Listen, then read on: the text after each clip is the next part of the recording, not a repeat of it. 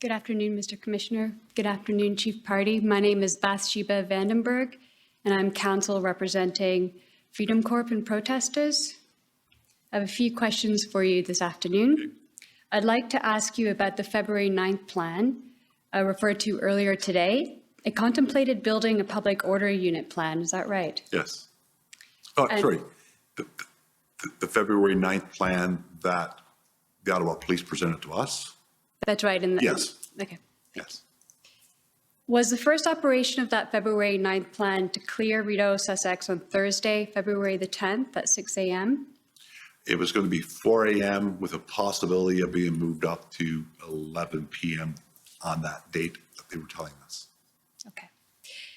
And was it Event Commander Patterson who wanted to deploy POUs as part of executing that plan? Well, we didn't get into the weeds in terms of the numbers, but POU was part of the plan that they were going to execute, and an incident commander had been assigned on that plan. Okay, thank you. And yesterday, Superintendent Abrams testified that the police liaison teams, PLTs, were not involved in the planning process. And he suspected that Event Commander Patterson did not communicate this plan to the PLTs. Is that right? Yes, that's fair.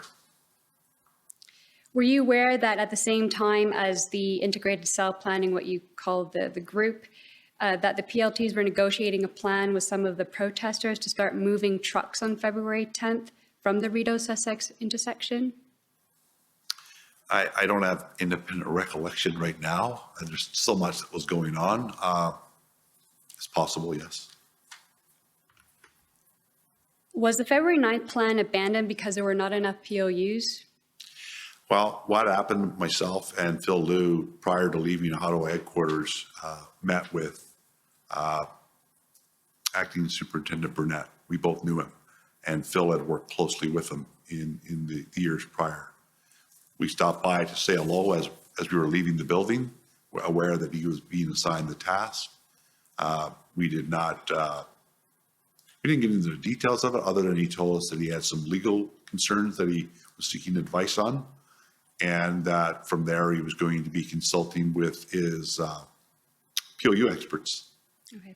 He consulted, and at 18:20 that day, we learned that they did consult with the broader group, and they didn't find it to be tactically sound and decided to defer. And that was on February 10th? I learned that on February 10th, yes. Because notwithstanding what was... No, sorry. I learned that on February 9th that it was shut down. Just discussed now on February 10th, we learned that the Commissioner Carrick mentioned to you that there was a lack of availability of POU resources. And also, did RCMP Sergeant Tethrow also tell you this, that there was a lack of POU resources? Well, we knew that, POU was going to be stretched in the province at the capacity that we had. Are you aware that the RCMP put a freeze for 72 hours from February 10th to 13th on any POU intervention? I need to know some greater context. I'm not sure where that's from. I don't recall it, but I'm not saying it didn't happen. Okay, thank you. Earlier today, the mission statement of the February 13th plan was put to you, and it included a reference to the utmost respect to the individual Charter of Rights and Freedoms. Is that right? Yes. And part of that February 13th plan to contain a main action plan. Is that correct? Yes. And that the mission statement provides strategic direction to operations. Is that correct? And that the objective of the main action plan was to de-escalate and negotiate a peaceful resolution and demobilization of the Ottawa truck demonstration. Is that right? On February 14th, you continued to work on developing the February 13th plan with a group of POU SMEs. Is that correct? Correct.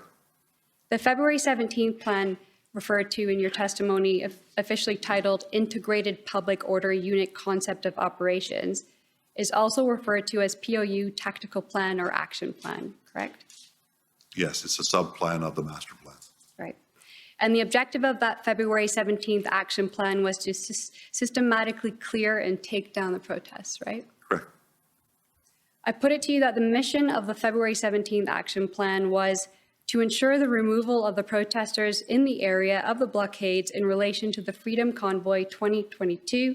This will be achieved by securing, isolating, and evacuating persons within the designated blockade zones to ensure the safe detention and arrests of any participants taken into custody, ensure public and police safety.